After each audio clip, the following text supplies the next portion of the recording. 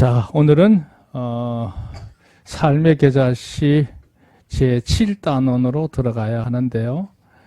좀 시기가 좀 마땅치 않습니다. 왜냐하면 이제 11월이 3주밖에 남지 않았고요. 그리고 12월 달 되면 성탄 시즌이 되고 또 다음 달에는 신년 새해의 시즌이 되기 때문에, 그러니까 삶의 계자 7단계 한 3시간 하고 멈췄다가 또 3시간 하기에는 아무래도 문제가 있을 것 같아요. 그래서 아무래도 삶의 계자시는 내년에 2월 달쯤 가서 그때 하는 게 좋지 않나 생각을 하고, 이 막간을 이용해서 11월 달에는 종말론에 관한 말씀을 나누려고 합니다. 자, 종말론. 이게 굉장히 중요하죠. 왜냐하면 현재 우리가 겪고 있는 이 세상에 일어나는 일들이 예사롭지 않기 때문에 그렇습니다. 오늘 본문의 말씀에 저 28절에 보면 이런 얘기를 했어요. 이런 일이 되기를 시작하거든. 일어나 머리를 들라. 너희 구속이 가까웠느니라. 그러셨거든요. 무슨 말씀이냐면 그 20절부터 여기 27절까지 있는 내용을 잘 보시면 아주 중요한 것을 시사하고 있습니다. 두 가지인데요. 첫째 하나는 예수님 당시에 그렇게 멀리 가지 않아서 일어날 엄청난 파국에 대해서 언급하고 있습니다. 예루살렘 도성이 해파가 되고 수많은 유대인들이 학살을 당하고 그들 땅에서 다 추방되는 일이 벌어지거든요. 거기 서기 70년부터 74년 어간에 다 일어납니다. 그러니까 예수님 십자가 지시고 부활 성천하시고 난 다음에 불과 한 40년 후에 이런 일이 벌어집니다. 그러니까 사도 베드로나 이 바울 같은 경우에 이게 예사롭지 않다 하는 그 이기감을 느끼면서 아마 사역을 했을 겁니다. 그들은 살아생전에 이 엄청난 환난을 겪지 않고 순교했죠. 순교했습니다. 67년경이니까 불과 한 4, 5년 앞두고 순교를 했고, 그 후에 이제 가나안 땅에는 파국이 몰아닥친 겁니다. 그때 파국은 대단했습니다. 로마 군대에 의해서 학살당한 유대인이 예루살렘 인근을 중심으로 100만 명이 넘었습니다. 100만 명. 대단하지 않습니까? 그렇게 하고 이제 가나안 땅에 있는 유대인들은 전부 추방을 당합니다. 그래서 그들은 이제 그때부터 유랑 생활을 하기 시작합니다. 그 문제는 오늘 저녁에 제가 구체적으로 지도 하나하나를 보여드리면서 오늘 지금 현재 전쟁을 겪고 있는 중동 전쟁의 현재까지의 모습을 설명을 해드리려고 그래요. 그러면 아마 이 중동 전쟁이 왜 일어나게 됐는지 하는 것에 대해서 역사적인 식견을 가지게 되리라고 생각합니다. 어쨌든 그 문제를 다루고 있는 점이 여기 20절부터 24절까지 내용이에요. 혹은 임박한 환난을 앞두고 주님께서 안타까워하시는 말씀으로 행하신 이 말씀이에요. 이게 우리가 볼 때는 예언이지만 주님은 이미 다 알고 계신 것이죠. 그 다음에 이제 25절부터 방금 읽었던 본문의 내용 27절까지 내용을 보면 시대를 달리합니다. 언제냐? 이 세상이 종말이 됐을 때 종말론적 현상에 대해서 언급하고 있는 거예요.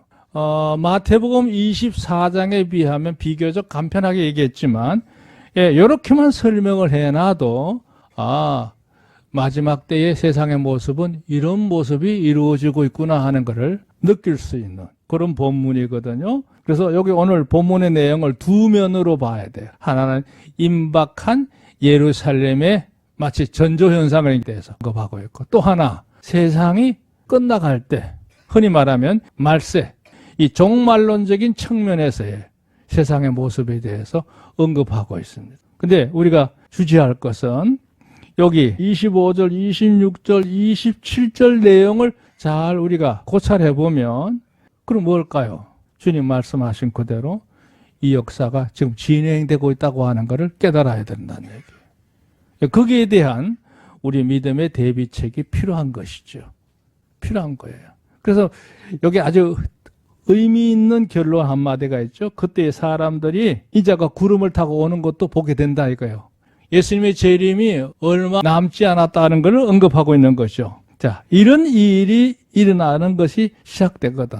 일어나 머리를 들라 그랬어요.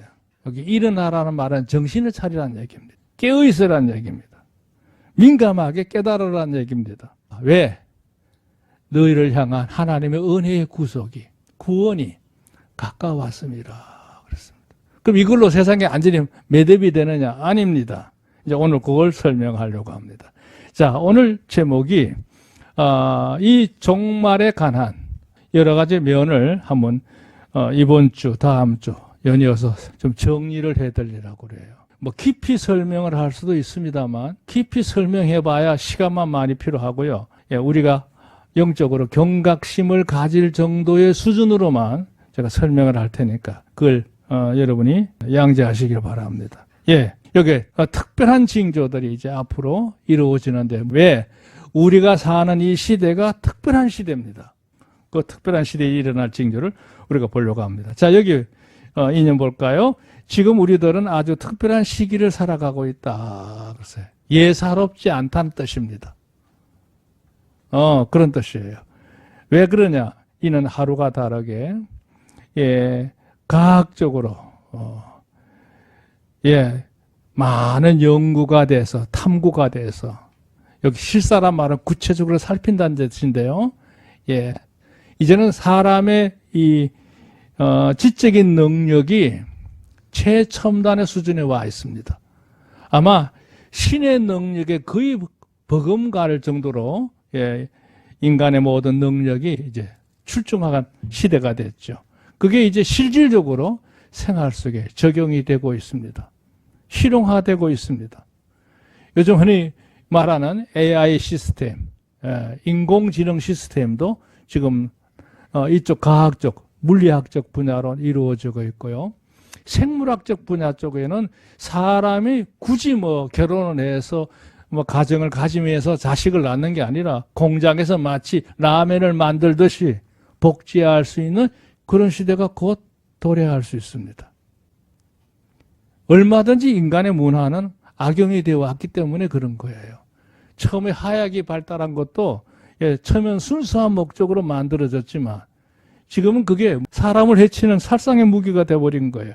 모든 게 다 그렇죠. 다 군사적인 대립에 악용이 되는 겁니다. 자, 어쨌든 이 실용이라는 단어가 좋은 뜻이기도 합니다만 사실은 굉장히 부담스러운 말이기도 해요.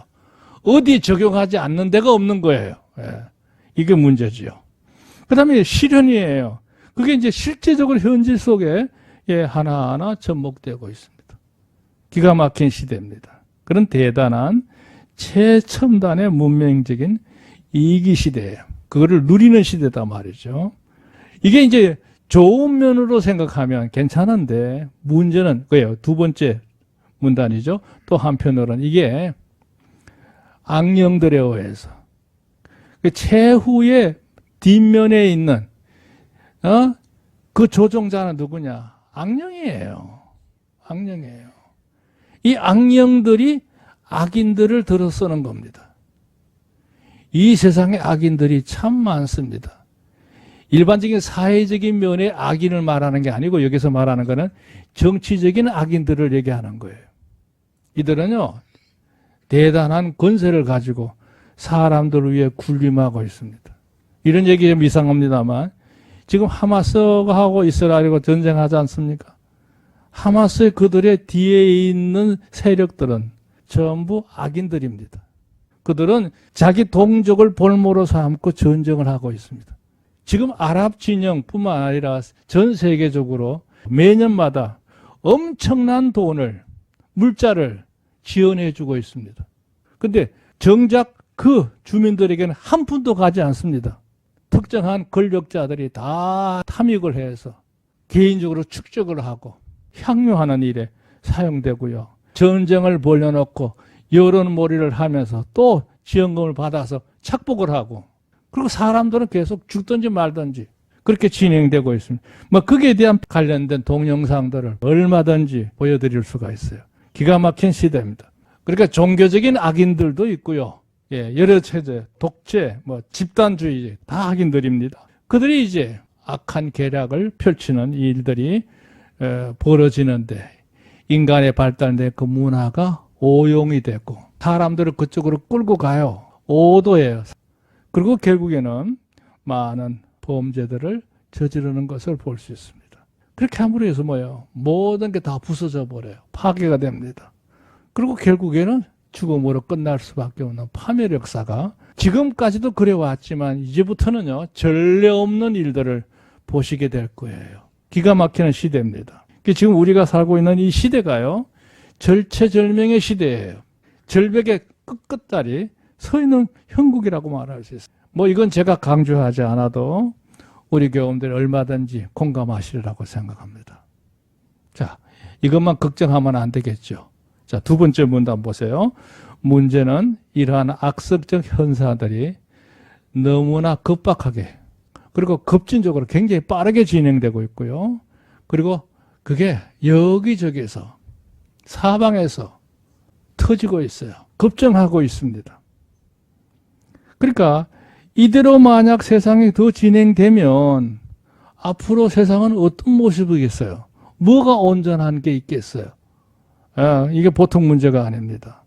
그러니까 이런 것들을 생각하면 조금만 머리가 이렇게 트인 사람들, 역사적인 식견을 가지고 있는 사람들 눈에는 이게 대단히 불길한 거예요. 결코 이게 좋은 쪽으로 진행되지 않는 거구나 하는 걸 알게 된단 말이에요. 그 자연히 불안과 염려에 빠질 수밖에 없고 자신이 가지고 있던 많은 고상한 뜻을 펼칠 수가 없어요. 그러니까 이게 좌절하게 되고 또 이걸 해도 소용이 없다고 하는 걸 깨닫게 되는 이런 인간의 무기력한 상태에 빠지게 되거든요. 불능의 상태에 빠지게 돼요. 자, 이런 시대를 지금 우리가 사는 겁니다. 우리가 편안하게 사는 시대가 아니거든요. 무엇보다 지금 우리가 사는 시대는 굉장히 절박해요. 한순간에 아까운 시기예요. 이럴 때 우리가 정신을 차려야 됩니다. 아까 말한 대로 일어나 머리를 들어야 되는 겁니다. 왜? 하나님의 구속이 가까워서 심판이 가까워왔기 때문에 그렇다는 얘기죠. 자, 하지만 이런 현상들에 대해서 우리 그리스도인들은 마냥 두려워하거나 낙심할 필요가 없어요. 왜요? 우리에게는 귀한 소망이 있기 때문인 줄로 믿습니다. 믿으시면 아멘. 소망이 있습니다. 거기에 대한 확신을 가지시고 내 주어진 일에 합하는 합당한 본분을 다하는 삶을 살아가야 될 줄로 믿습니다. 그래서 오늘은 대체적으로요, 요 문제를 이제 언급하겠는데요. 참고적으로 이 세상이 어떻게 흘러가느냐 하는 문제를 다루고 있는 부분은 뭐 성경 곳곳에 길게 짧게 다 있습니다만 대표적으로 우리가 참고하신다면 다니엘서하고 에스겔서하고 그리고 복음서의 마태복음하고 누가복음하고 또 우리의 미래 세계에 일어날 문제에 대해서 언급한다고 하면 요한계시록을 참고하시면 좋을 것 같아요. 그리고 많은 사도들의 교훈들도 여기에 이제 계속해서 첨가하고 있는 내용들을 보게 됩니다. 제가 성경을 읽으면서 특히 종말에 관한 문제를 역사적인 관점에서 일어난 현상들을 유심히 살펴보면서 느끼는 바는 뭐냐 하면 이 종말에 관한 성경적인 해석을 하는 걸 보면 많은 이들이 갈팡질팡하는 경우가 있어요. 이건 어느 시대에 해당되는 거다 얘기하는데도 불구하고 그게 이제 여기 시대인 것 같기도 하고 요 시대인 것 같고 이런 식으로 이제 중복되지 않느냐 뭐 이런 의미의 해석을 갖고 힘들어하는 걸 보게 됩니다. 근데 제 나름대로 소신은 그거예요. 예수님께서 말씀하셨던 이 모든 역사 여기 예를 든다면 예루살렘의 군대가 에어싸이는 걸 보고도 너희는 도망을 치라 그랬는데요. 여기 1차적인 적용 연대는 서기 70년이었어요. 그런데 하나님의 교훈은요, 아리송한 그런 게 아닙니다. 명확하게 그것을 보고 과거의 일들이 앞으로 미래에도 그대로 접목이 될 수 있도록 다 예시적인 그림으로 보여주는 그런 면으로 말씀의 내용들이 약간 중복된 듯한 느낌을 받을 수 있어요. 그래서 저는 나름대로 확신을 가지는 건 뭐냐 하면 이런 과거의 일이 일어났던 것처럼 이런 똑같은 현상이 미래에도 또다시 일어날 수 있는 거구나.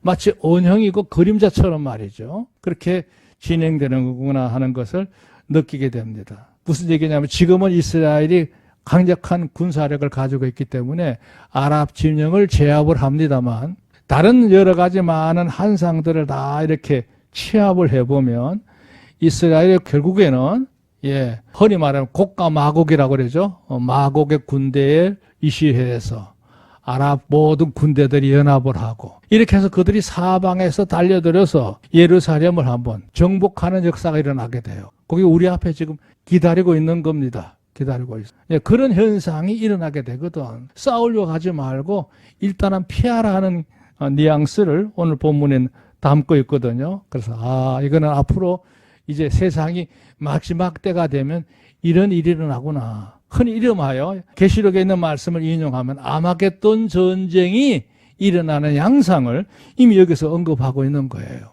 그러니까 과거에 서기 70년에 일어난 일들이 아니라 이와 같은 똑같은 현상이 앞으로 우리 미래에 곧 머지않아서 일어난다고 하는 사실을 우리에게 예시하고 있는 그런 그림자다 이렇게 보시면 되겠어요. 자, 여기 무슨 세 가지 면에서 우리가 특별한 징조를 볼 필요가 있는데요. 첫째 하나가 이거예요. 범세계적인 현재의 세태입니다. 범세계적인 현재의 세태. 그러니까 이게 소위 말하면 마지막이 다가오고 있다고 하는 것을 세계적인 현상으로도 느낄 수 있는 거예요. 여기 보세요. 예수님께서 제자들에게 머지않아 예루살렘에 일어날 참상과 더불어 종말적 현상들에 대해서 비교적 세세히 나열하셨다 그랬어요. 무슨 말이냐면요. 예수님께서 이제 제사장들 바리새인들 일파에 의해서 사로잡힘을 받아가지고 그날로 이제 신문을 받고 불법적으로 밤새도록 시달리다 그 이튿날 형장의 십자가형으로 사라지시거든요. 그런 일을 앞두고 있는데 겟세마네 동산에 이제 언덕에 오를 때 제자들이 예수님 앞에 이제 의기양양하게 자부심을 가지고 주님 보십시오. 저 예루살렘 도성이 얼마나 화려하고 웅장합니까? 그럴 수밖에 없거든요. 감난산 언덕에서 내려다 보이는 예루살렘이 아주 그 장면이 멋있거든요. 그렇게 이제 아주 민족적인 자부심을 얘기하고 있는데 주님의 표정은 정반대였어요. 너희가 그렇게 자부심을 느낀 이 도성도 모자나 큰일 났다. 앞으로 이 도성은 얼마 있지 않아서 돌 위에 돌 하나, 성벽을 쌓았던 아주 큼지막한 돌들이 있거든요. 어마어마한 돌들입니다. 저 돌 위에 돌 하나도 남지 않고 다 무너뜨리우리라 그랬어요. 지진이 나서 무너지는 게 아니고 사람이 인위적으로 해파시킨다는 얘기예요. 그 당시 성전은 헤롯이 40년 넘게 지은 대리석 성전이 떡하니 있었거든요. 그러니까 그걸 볼 때마다 그 당시에 시대에는 그런 건물이 얼마나 웅장하겠습니까? 그 자부심을 느껴 저 성전도 다 허물어지리라 그랬거든요.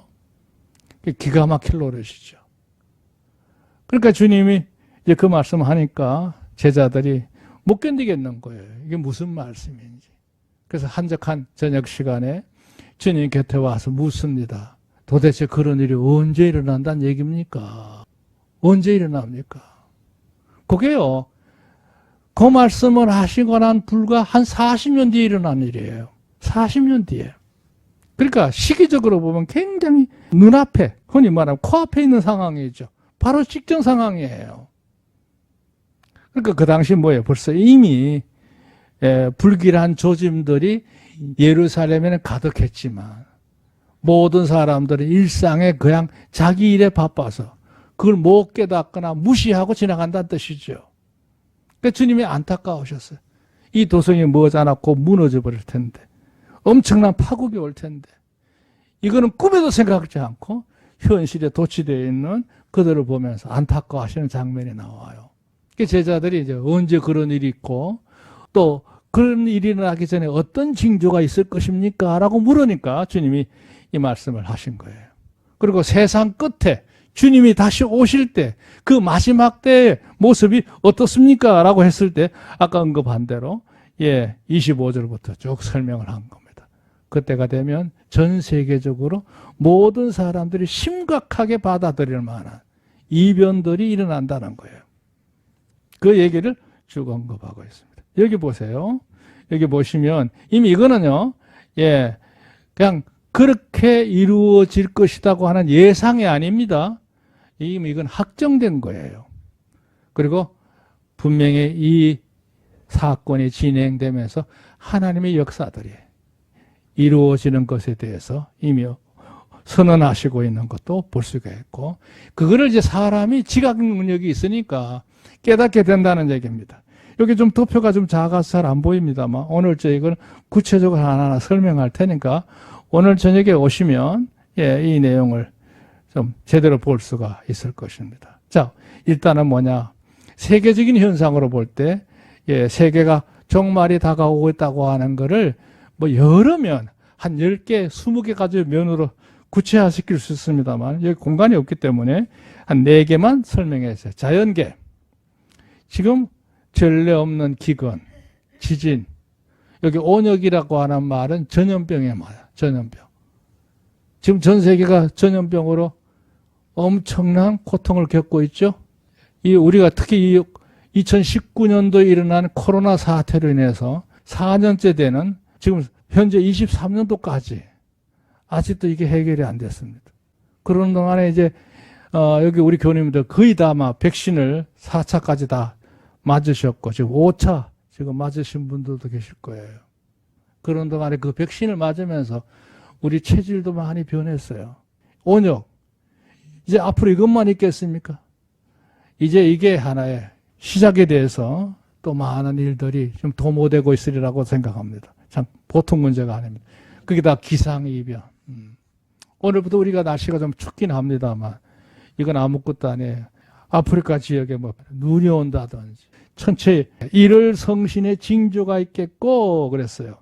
땅에서는 민족들이 바다와 파도에 우는 소리나 혼란 중에 공고하리라. 해수면이 높아진다는 얘기예요. 그렇게 사라지는 나라가 굉장히 많죠.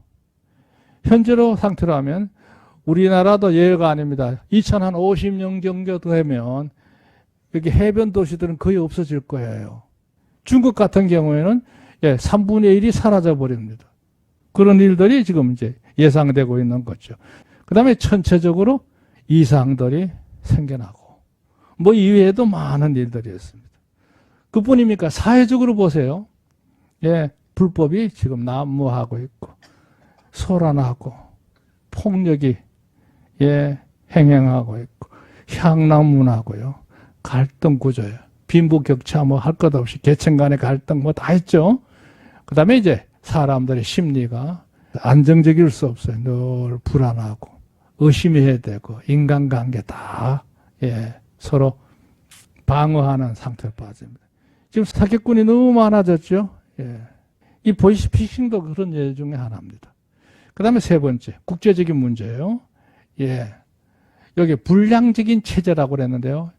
그냥 공산주의 민주주의 국가만 아니라 이제는 종교적인 집단에 의해서 이루어지는 독선 체제들도 많아졌죠. 또 이 독재자들 뭐 말할 것도 없고 그들이 이제 아나무인입니다. 자기들의 이익을 위해서는 물불을 가리지 않는 시대가 되어버렸어요. 보통 문제가 아니에요. 자기 수하의 주변에 있는 사람들만 살면 되는 거예요. 그래서 약한 나라를 뭐 삼키는 건 예사롭고요. 지금 이 중국도 이거 문제가 보통 심각한 게 아닙니다. 그들에게 이제 힘이 주어지게 되니까 주변 거 다 동남아시아의 바다를 3분의 2는 우리 거다 하는 식으로 지금 선언하고 있잖아요. 그래서 과거에 다른 나라 국가에 있는 섬에다가 군사기지 만들어 놓고 이런 악랄한 짓을 행하고 있죠. 자, 국제 간에 이루어졌던 국제연합의 조약 소용없어요. 그 하루아침에 다 깨져버리고요. 그러면서 이제 지역적으로 분쟁이 일어나서 뭐 국가 간의 전쟁, 종족 간의 전쟁, 또 여러 가지 이념을 따라서 세력 간의 전쟁 이런 것들이 과거에 여느 때 없던 현상들이 생기고 있습니다. 그러니까 지금 세상은 지금 뒤죽박죽입니다. 우리 기도할 점은요. 그래도 자유진영의 보루라고 할 수 있는 미국이란 나라가 지금까지는 그래도 막강한 군사력을 가지고 정치적인 영향력을 펼쳐왔는데 이제는 미국도 우습게 여기는 세상이 됐어요. 왜요? 그들에게 상대할 수 있는 그게 버금가는 무기들을 자기들도 가지고 있거든. 미국의 영향력이 떨어집니다. 미국만 의지할 수가 없어요, 지금은요. 그래도 우리는 미국을 위해서 기도해야 됩니다. 하나님을 중시하는 그 나라가 그래도 굳건하게 제 힘을 갖게 해 주십시오. 그게 기도예요. 근데 종말론적인 측면에서 성경을 들어가 보면 나중에 미국이 힘을 못 써요. 그냥 자기들 생존하기에도 급급한 현실로 바뀌고 말아요. 그러니까 이제 반대로 불량한 체제들은 강해지는 현상이 이제 앞으로 계속될 거예요. 그러니까 뭐 미국을 이란이라든지 뭐 조그마한 예멘 이런 나라들이 미국을 두려워하지 않아요. 그냥 막무가내 덤비는 거예요. 중국도 뭐 예외가 아니고요. 북한도 그렇고요. 그러니까 이게 보통 문제가 아닙니다. 이런 체제 속에 우리가 지금 살아가니까요. 하루하루가 참 이태이태합니다. 뿐만 아니라 신앙계도 마찬가지예요. 신앙의 확립이 안 된 채로 인본주의적으로 변모되어 있는 그런 모습들. 이거는 일반 성도들만 그런 게 아니고 양들이 끌고 가는 목자들마저도 그래요. 그러니까 지금 시대가요. 대혼돈입니다. 귀신 숭배도 강해지고 있고 배교 역사들은 하고 그리고 말씀대로 살려고 하는 사람들이 더 어려움을 당하는 궁극적으로 몰리는 그런 현상들이 지금 계속 강화되고 있다, 점증하고 있다 이렇게 이해할 수 있겠죠.